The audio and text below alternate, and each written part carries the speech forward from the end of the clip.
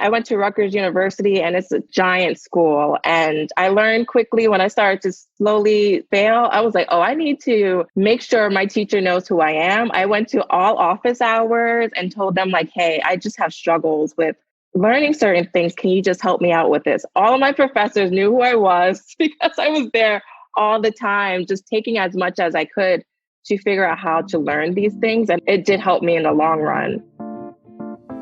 Hello, and welcome to the Black and Dyslexic podcast with Winifred A. Winston and LaDerrick Horn, the show that unapologetically focuses on helping Black and underrepresented minorities navigate the special education process.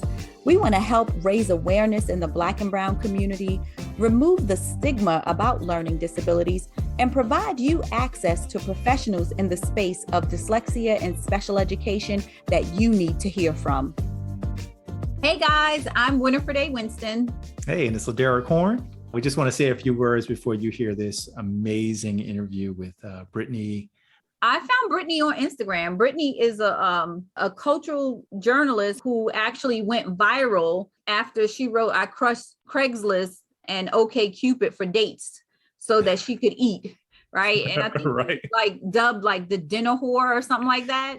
Oh. And I came across an article where she talked about that she was dyslexic and some of the challenges she faced being a journalist who writes for a living, who struggled to write and spell correctly.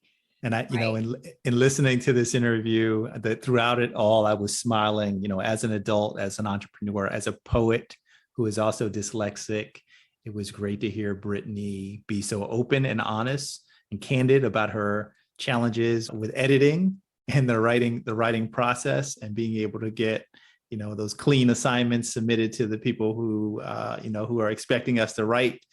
I really appreciated being able to hear from her and to hear her utilizing many of the same strategies that I use, one being technology, like spell check allows me to be a writer, but then also being able to depend upon a close circle of friends and family, to read over the work when we need to make sure that word is the right word. And this was a really fun interview, and I think that our listeners will appreciate it. Yeah, and I just want to say also that we talk a lot about children. We talk a lot about K-12 education on the podcast. You guys are going to hear from specialists and tutors and advocates, but there are a lot of adults who did not get identified, who did not get the assistance that they need, and they're out there working. And so some of these challenges they still face, and it doesn't go away just because you're an adult, right? So I thought it was very important that we just touch on a little bit of everything. So I really wanted to showcase and really have Brittny share her story, because she is a professional. She is in a field that a lot of people wouldn't think that somebody who has dyslexia and struggles to read and spell would be in, right? And she's killing it, right? Yeah. Right. So I mentioned that she went viral like way back in, 2015 or so. But I mean, Lizzo just shared one of her tweets, right? Like Lizzo reshared something because she wrote something else about why everybody triggered by Lizzo. You know what I'm saying? So I'm so passionate, you guys. I just want to give you everything. I just want to give it all to you. So without further ado, it is the Black and Dyslexic podcast. Welcome, Brittny. I'm so excited to have you. Thank you so much for having me. Yes. So Brittny, like I said, you're a journalist and you're dyslexic. Mm-hmm. So tell me how that was for you just growing up as a child. Like I know you didn't find out until later on, but tell us your journey and how things started for you in school. So I come from a very, everyone's in education in my family. Like my mom worked for the school district, and I have a lot of teachers in my family. So education was very important. And I had a sister who was excelling and everything. And school was just so difficult for me. And no one could understand why it was difficult for me, because it was easy for them and they did well. And I just couldn't grasp things. When we were talking, you were saying like, it's hard for me to sound things out. And I had issues with that. I could not figure out how to sound out words. Words were just so difficult for me. And I loved books. I loved, reading and hearing stories, but it was so difficult for me to read because words were so scrambled and, then you're in classrooms and people are, your teacher is telling you, can you read this for me? And I'm like, oh God, the panic gets in you and you're like, I do not want to read because I'm going to, mess up and embarrass myself in front of my classmates because I just screwed up this word or I saw a different word. And so it's just super difficult for me. And my mom was semi-patient. She was really trying to figure out what exactly is wrong with you. Not in that kind of way, but you know what I mean. But for so many years, it was just really difficult. She was able to give me like extended time, but people still didn't know exactly what was wrong with me. They were like, are you just lazy? Are you just not understanding it? Do you not care about school? And I was like, I do. I just can't do it. Oh, wow. See, that's the last thing you want to tell a child who has a learning disability. Are you lazy? Because they're working super hard, right? So no one said, well, let's get you evaluated. Let's do a test and see what comes back. So I did some tests and for some reason they couldn't detect what exactly was wrong with me. I wasn't placed in special ed like classes or anything like that. I just had extended time. My mom allowed me to get tutoring, but they didn't know that. They just thought I was just bad at school. That was always just like, you're not applying yourself to excel. That was always just like the thought process.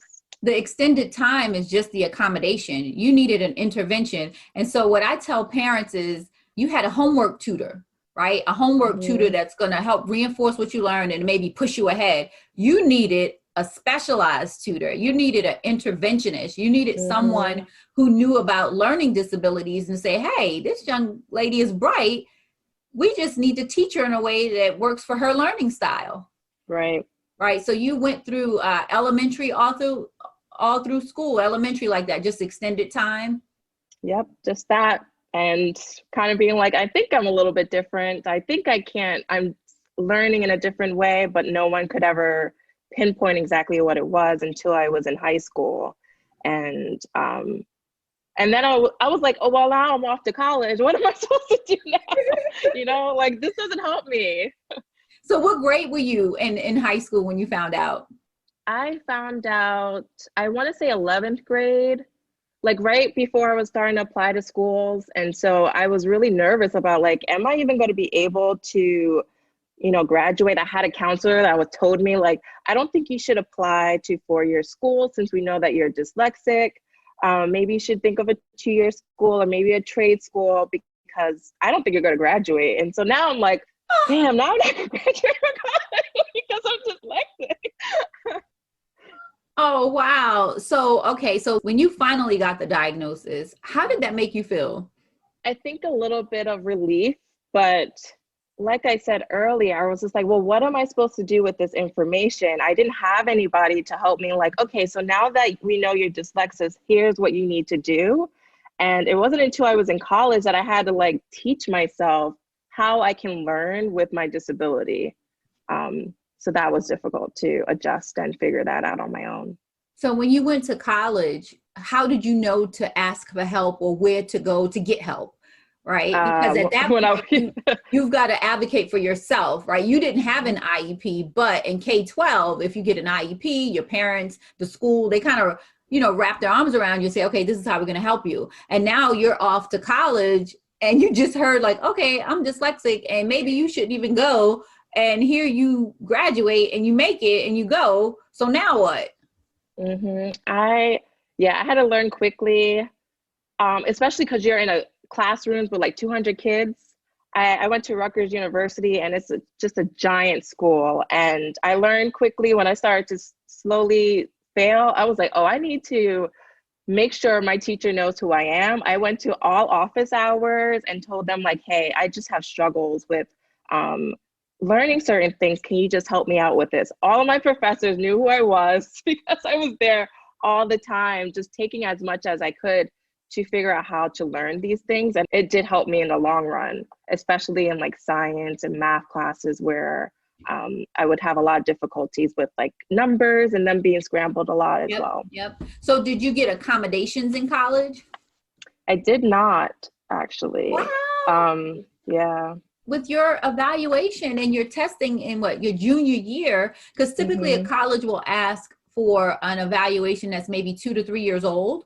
And then Right. you can get accommodations, and accommodations in college look a lot different than high school. So you could have gotten like a ton of assistive technology, I'm sure. Wow. So that is very interesting, Brittny. You were out there like, I'm gonna figure this out.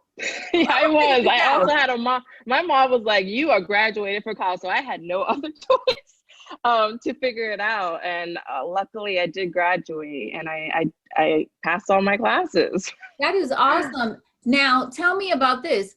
Did you start researching dyslexia? Did you start learning about like, okay, what dyslexia is, what it isn't, and what strategies would actually help you because you were dyslexic? I had a professor who I became close with during those office hours and was just telling her, like, I know I'm dyslexic, but I don't know how to apply that to my workload and how I can, learn from it. And she kind of just like helped me understand it a little bit, that like I have difficulties with, reading comprehension and what that means. And so she told me how I should like take time to read slowly, which I always had issues with just going through it. And also she was just like, you just need to take your time. And I think you have so much anxiety when you have dyslexia because there's just so many things that can go wrong. And she was just really patient with me and understood that like, these are just the things you need to do in order to succeed in college. It sounds like she might have, and I talked about this in another episode, she might have given you permission to make a mistake, like the permission to say, well, it's going to take me longer to read this, right? It's okay. You just have to do it differently. Okay. You can read it and get through it, but take your time.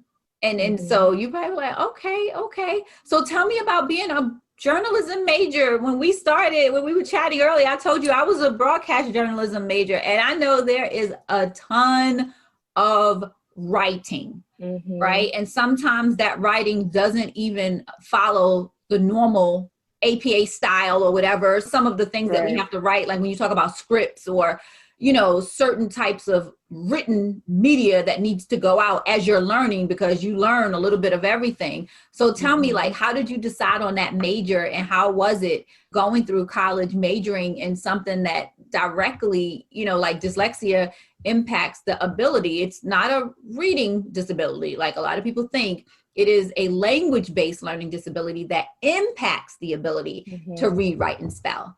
So now you're this journalism major. So how was that in college? So I'll back up a little bit about two things. So originally I really wanted to do radio when I was younger. And I was like, I loved listening to the radio, and I was like, I want to do this. But I also knew that reading out loud was so difficult for me that I was like, okay, I gotta figure something different. And so I decided to not do radio. I think I did radio for my freshman year, and I just decided like, this is too much for me. So I decided to do writing because I remembered I had a teacher in 8th grade who was like, you're a great writer. You have a little difficulties with your grammar, but you're a great writer. You're a great storyteller. And I was like, I love telling stories. I love reading pop culture. This is what I want to do. I want to write about music. And so that's what I decided, like, I'm going to be a writer. I know I have my difficulties with like grammar and, things scrambling all over the place, or, a letter's left off. Like today I had to write leaders, and I wrote leader, and my supervisor was like, hey, you need to add an S on that. But at Rutgers University, I did have to do a lot of writing, which I liked so much more than taking tests. But at Rutgers, we learned a lot about the journalism and different ways to do it. So I didn't really have to do the writing part as much. But when I had to become a writer, as in my career, I did notice a lot of my difficulties, coming up to surface when I was writing. So when you started out, like, okay, you graduated and now you're out in the workplace, and that you have these struggles. And I think you talked about it in another article that I read, like, okay, is an editor going to want to work with me? Like, how did you overcome that fear, and how do you navigate that in the workplace now? I mean, it's difficult. I'm lucky I have a team of friends that will proofread my stuff whenever I need them because I know I'm gonna have the wrong word in there or misspell something.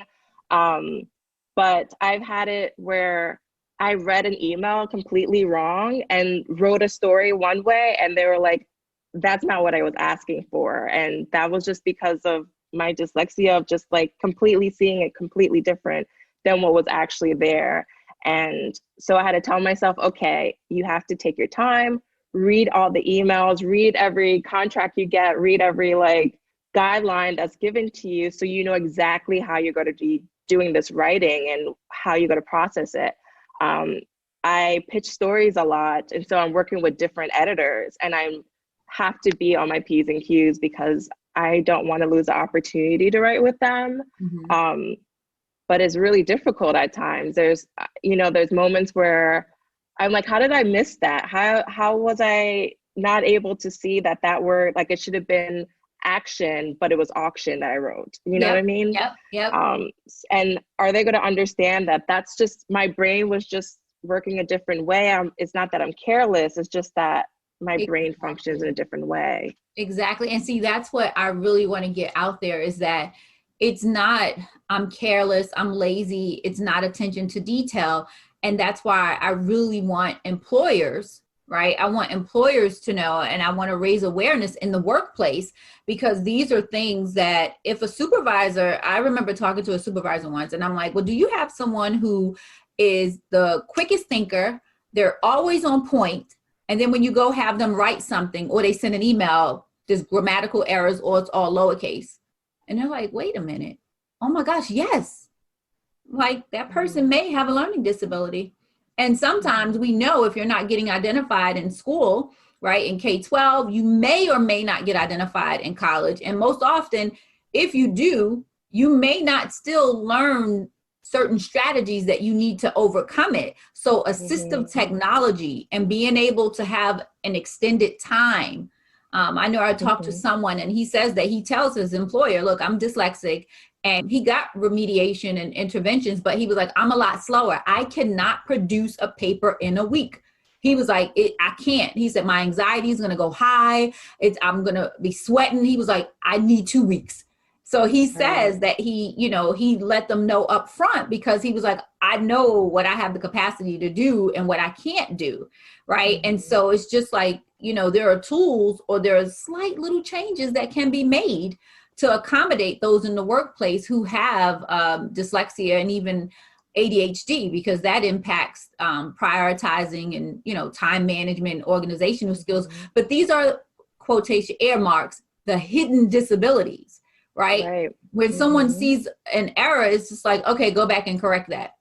Right. Like not even thinking. And I talked to someone else one time and she said to me that she did not know she was dyslexic, and she worked in education. She was an administrator in higher ed. And she said when she found out, she was so relieved because she says, whenever she had a grammatical error and they would tell her, she said she couldn't find it. Right? I've had that issue too. Yeah. Yeah. She can't find it. So it may come across as she's being defiant or not, hearing them. Close attention. Yeah. Exactly. Oh, you're ignoring me. I told you that was wrong. She says, so now when they tell her, oh, you have an error, she's like, oh, thank you. Tell me what it is. I'm dyslexic and I don't know the difference between the C, the K, and the S. So she said, it's not intentional. I can't find the error. Like I spelled it wrong, but you're going to have to tell me which word it is because I don't know that I spelled it wrong. Yeah. And it's so interesting. Like I cannot edit my own work because I can't, identify what's wrong. I mean, there's certain things where I'm like, okay, I spelled that wrong, but a lot of times I can't see where the errors are, but I can edit someone else's work really well, which is really weird. And I can do like crosswords and scrambled words really well.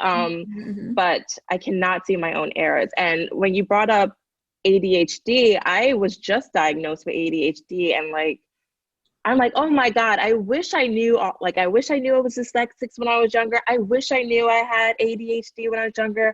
School would have been so much easier. I was like, I could have been a doctor, Yes.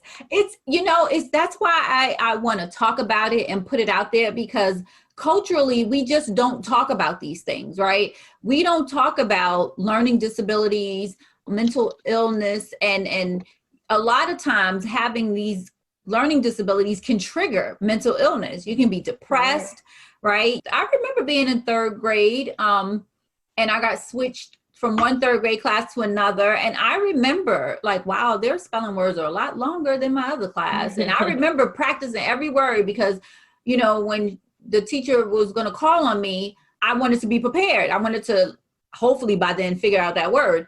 And I remember one day, I just couldn't take it anymore. I started crying and the teacher was like, what's wrong? What's wrong? And I was like, my mommy does my homework. I didn't know what to say. My mother called me all kind of stupid. Like, why would you say that?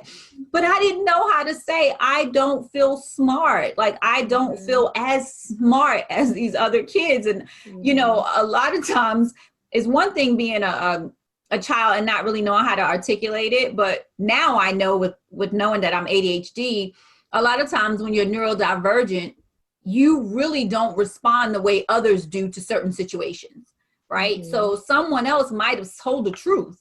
When you're ADHD, sometimes you're impulsive. It just comes out. Anything will come out and it's not necessarily the right thing, but it's your way of getting it out, right? Mm-hmm. So I struggle with that too. Like, dang, if I would have known that, things would have been a lot easier, right? Mm-hmm. But we don't talk about it. And I can't even imagine coming from a family of educators, right? And then everyone else excelling and doing well. And then you're like, wait a minute, I'm dyslexic and ADHD. And I remember back in the day, they used to just lump all special education kids in one class. So it wasn't even like, you have a developmentally delayed and intellectually delayed, dyslexia, whatever. If you learned differently, you were just lumped in this class and you weren't necessarily even then getting what you needed. You were just labeled special education and in this class. So it's just crazy that when you find out later in life and you're like, wait a minute, why didn't I know this? And as a culture, as Black folks, just culturally, we don't ask for help because everybody think we want a handout. So I think it's like, no, we can work hard. We're going to dot every I and cross every T and we're going to get this and you're going to do well and you're going to work hard. Well, when you're neurodivergent, you're always working hard. Yeah, you're working twice as hard as everybody else. Twice as hard. Even though it doesn't look like it, but you are. And I think there's also that, when you hear that someone's in special education, there's just that negative connotation that goes along with it. And you feel like insecure about the fact that you learn differently. And I especially when you're Black and you go to a mostly white school, it's just difficult. And I think in our community, it's just always been like something that's, you don't want to be different in that kind of way. And so that's just something that I know that I had issues with growing up. Learning that I knew I had something different. I knew I technically could be in a special ed class. I wasn't sure why I wasn't, but I was also scared of like, what if one day I'm just going to end up being in a special education room? But why is that a bad thing? Exactly. You learn differently. So I had a parent, talk to me about, he was a dad and he was concerned about the label and different things like that. And I'm like, well, okay, let me ask you something. I was building him up. So I said, you're a very handsome man. He's, oh, thank you. I said, well, I mean, how many women have you dated that were ADHD or dyslexic? He was like, what do you mean? I said, where does it go after K-12? He said, huh? I said, think about it. We're adults now. He was like, what? Wait a minute. I'm like, it doesn't, what happens after K-12? Right? Mm-hmm. Because in college, you have to self-advocate. Right? Mm-hmm. Nobody's going to say, oh, you have a learning disability. Here's some accommodations, right? You have to go and do that. And when you get into the workplace, you have to ask and advocate, right? You have to self-advocate. Mm-hmm. I said, so your child after high school, after we get them what they need, who's going to know? Mm-hmm. Who's going to know? But when they know as a child, like I see a total difference in my daughter, she advocates, she self-advocates. So we've got to start talking about it and having these conversations and really normalizing learning differently, right? And just really normalize it so that kiddos will feel comfortable And parents will feel comfortable that, hey, my kid learns differently, but they can be great. Right? They can be great. I was featuring, as I featured you on Instagram, I was featuring celebrities. And I was like, you know what? Everybody can identify with celebrities. Let me get some everyday people, right? And kids were DMing me. Oh my gosh, thank you. That's given me so much hope. Oh my gosh, the firefighter, the barbershop owner, the principal, and they like to see the celebrities up in there too. But I thought it was really important that I'm like, let me talk to some regular people who are successful in their own right, who are doing amazing work, right? So Brittny, tell us about some of your articles, some things that you've written, because I know from reading, but everybody listening might not know. So tell us about that, because I want to end on a note that shows that you're the bomb.com when it comes to this. It's not just, I love to write and then I decided to keep doing this, but you're damn good at it. Oh, thank you. I've done a lot of writing. I love pop culture and music. My first viral article that I wrote was about how I use dating apps to get free meals. And if you Google my name, the Daily Mail called me a dinner whore, which is not fun. But so, that was an interesting way to start off my career. But I've also written a lot about music, and I love Janet Jackson. And I do like to say that I wrote an article about how I really wanted her to at least be on the ballot of the Rock and Roll Hall of Fame, because she's incredibly talented with so many accolades. And it wasn't until that article went viral that people were starting to have the conversation like, yeah, Janet should be on the ballot. And the following year she was on the ballot. And I think the year after she finally got inducted to the Rock and Roll Hall of Fame. So that's a little bit. I also write, music reviews and movie reviews and, fun things about my life, whether it being dates that I go on or how I have dyslexia and I'm a journalist. But that's a little bit of taste of what I've written. Oh, thank you. That's awesome. So let me find out, Brittny is the reason that Janet. I'm the direct line. I really believe I am. That is awesome. Well, thank you so much, Brittny. Thank you so much for joining us. Well, guys, there you have it. Brittny dropped some gems, and some key takeaways I want you to hear is that she came from a family of educators, right? So they still didn't know. And we know that in education, our teachers aren't being taught about structured literacy and dyslexia, right? And so you can have a teacher that cares, that's passionate, that has good intention, and they not know, right? So it's okay to learn, read, educate them. We also learn that accessing tools and advocating for yourself, that is key. Brittny said all her professors knew her. That is called advocating. That is self-advocacy, right? If you don't do it, who's going to do it?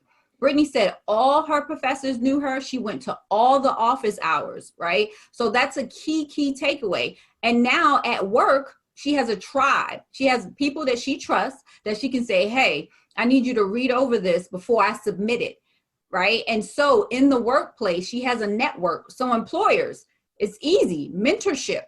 Right? It's easy. Who wants to be on this team? Who's a good writer? Who wants to be a reviewer for someone? These are little nuggets, little things that we can do to make for an inclusive workplace, right? And make everyone feel welcome, and removing that stigma that just because you have a learning difference or you're different, that you can't do the job.